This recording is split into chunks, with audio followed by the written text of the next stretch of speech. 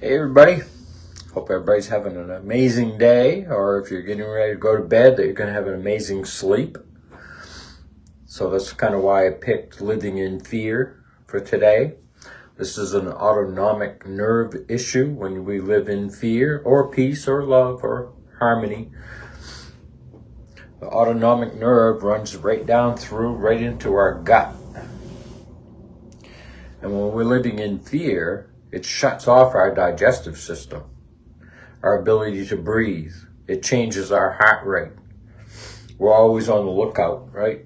What's going to come next? Even if nothing has happened for years,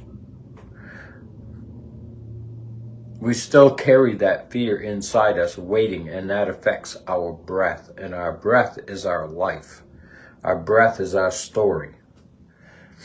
We use our breath to speak our story. So if you become an observer in life and you have a place out here for all that information to go to before it gets to you, that's what happened to me after the accident where I was pronounced dead at the scene. When I came back out of the coma, I had stepped back one step, and this was out here for information to go to and then come to me, so I wasn't so emotionally attached to it, because the autonomic nervous system is emotional based. And every breath is associated with emotion. Every emotion has a breath, every breath has an emotion. It's really important to understand. So when you're in the sympathetic side of the autonomic nervous system, that's the duality of it. The sympathetic side is fight or flight. Parasympathetic is rest, digest, and heal. So as we're doing our breath work and we're doing the tongue circles, we are releasing a lot of tension, a lot of stress through our breath and through the circulation of our tongue, because a lot of it's stuck in our body, in our fascia.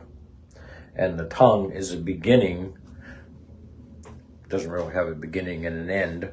The tongue controls a lot of the fascia in the upper body, actually right down to your toes, but you're going to feel it mostly up here. And as this releases, it will release in other areas that you may see or feel or experience further down the road, how agile you are. You're as young as your spine is flexible.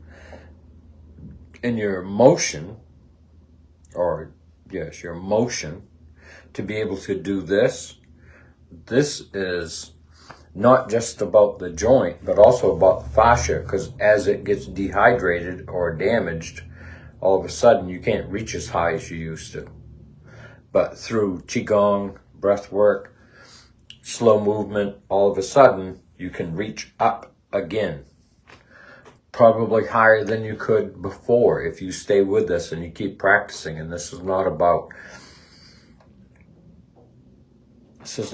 giving 110%, or it's just about movement.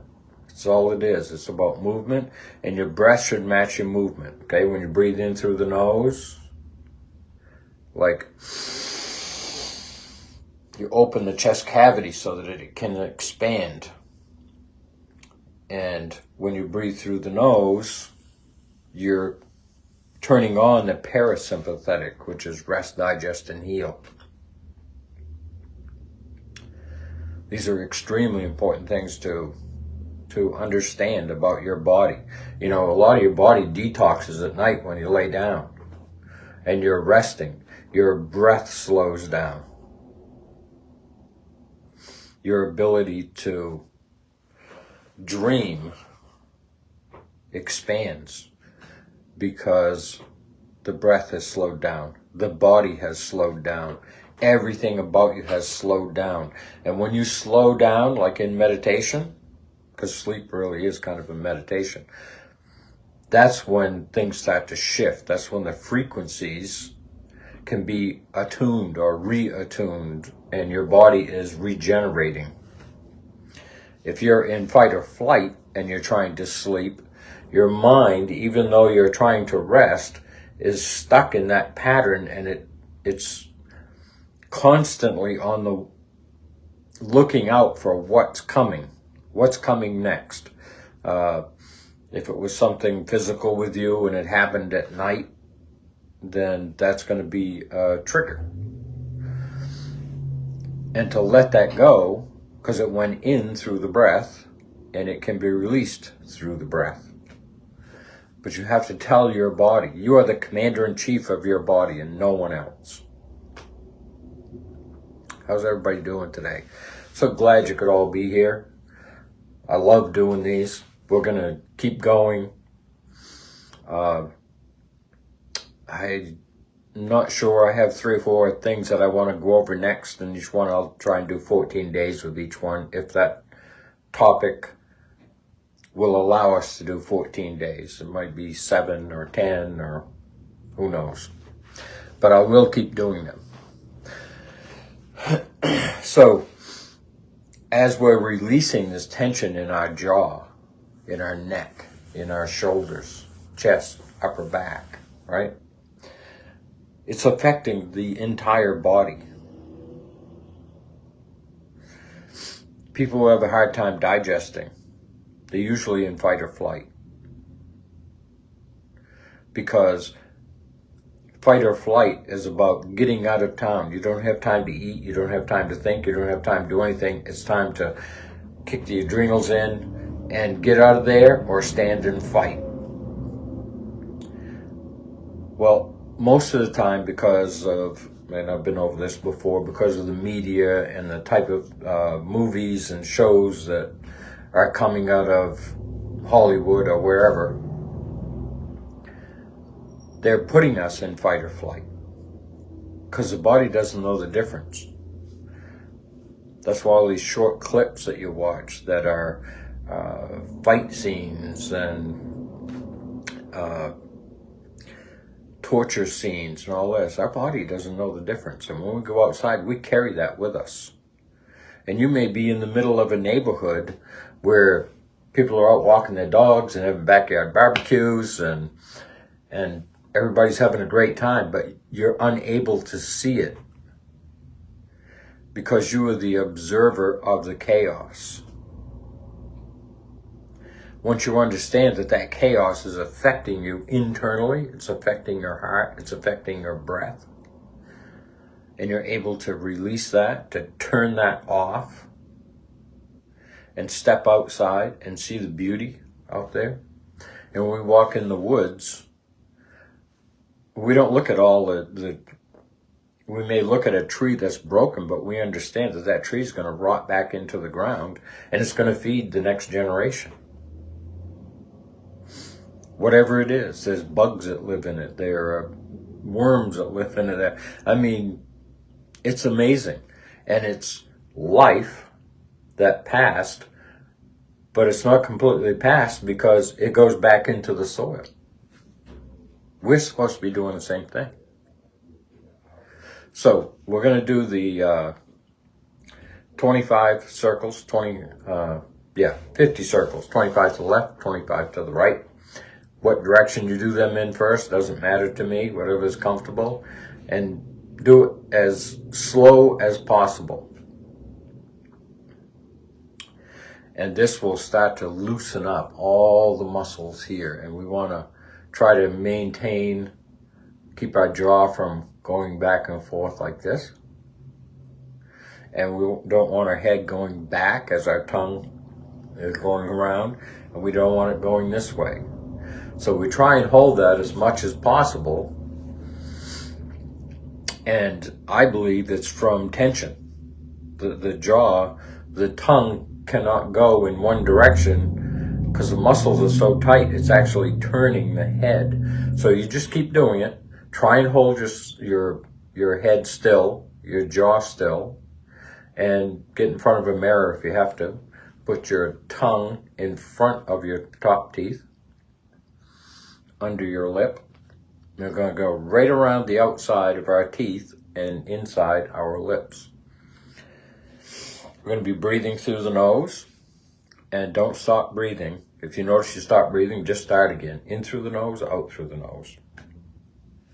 Okay, so here we go.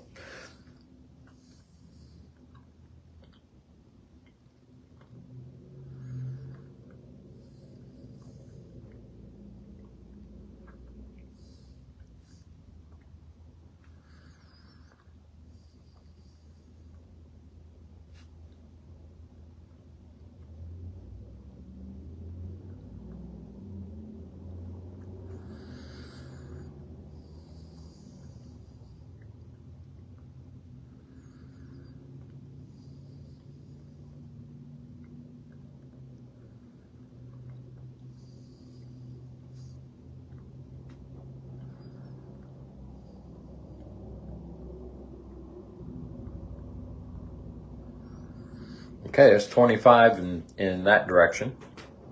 Now we do 25 in the other direction. These are so awesome. And I feel it different every day. It's in different areas. So I might be picking up stress someplace that I'm unaware of because we're so used to being stressed out that it becomes normal. And detuning all that information and allowing ourselves to step back and be the observer. That's one of the most important things that we can do in this life. Okay, 25 in the other direction.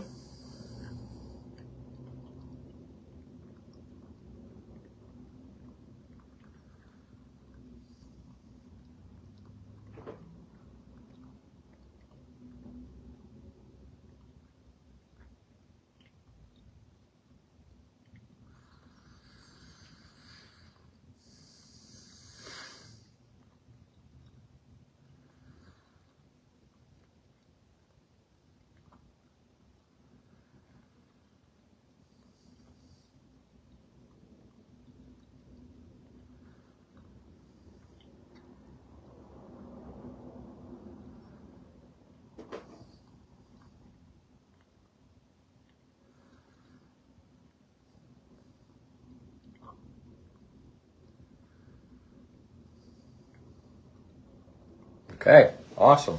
Let's do a deep breath and hold it in through the nose. Head back, smile. And we're just going to exhale and relax. Give your body permission to relax. This is something, now we did a breath into the heart the other day. Well, you can breathe anywhere in the body because energy flows where attention goes. So if you have pain in a finger or in a knee or something like that, you focus on that knee and you breathe in through your nose and the energy will flow to that knee because energy heals matter. And if you have an issue with the knee, then it's matter. It's lack of energy in that area. So you can send energy to that area and you tell your body to heal that. Okay? This is something, we think that the brain is in control of everything. It is in a way. But the autonomic nerve sends information up to the brain processes and sends down the chemicals or the frequencies that we need to balance that out. And if that's weak and there's not the correct amount of energy there, it's sending a frequency up that's inferior, let's say, that's not as powerful or strong as it could be, and the brain is sending a weaker signal down to heal that area. So be insightful to that. Because every part of your body has its own brain. And it's constantly communicating back and forth. And when it's sick, it's sending information up that the brain is mixing the wrong chemicals. The greatest pharmacy in the world is not Big Pharma. The greatest pharmacy in the world is right here in your head. It can make things that make morphine seem like candy. It's amazing what it will control and what it will do. So, gosh, I'm just so happy everybody's here. I see Walking Star from out in Santa Fe. I believe he's in Santa Fe. I went to a music healing that he did, and wow, that was absolutely phenomenal. If you're out in that area, make sure that you go over there and do the sound healings that he does. Incredible. And everybody else that's here, Mary and everybody. I love you guys. And all we want to do is help each other regenerate, rejuvenate, to breathe with purpose, to be the observer. Because if you get too close, You get lost in the emotion. And the autonomic nervous system is emotionally driven. So, love you guys. And I'll see you tomorrow. This is day 10, I believe. Wow. Only 4 more days left. All right. Then we'll be on to a new subject. I'll catch you later. Love you guys. You're welcome, Walking Star.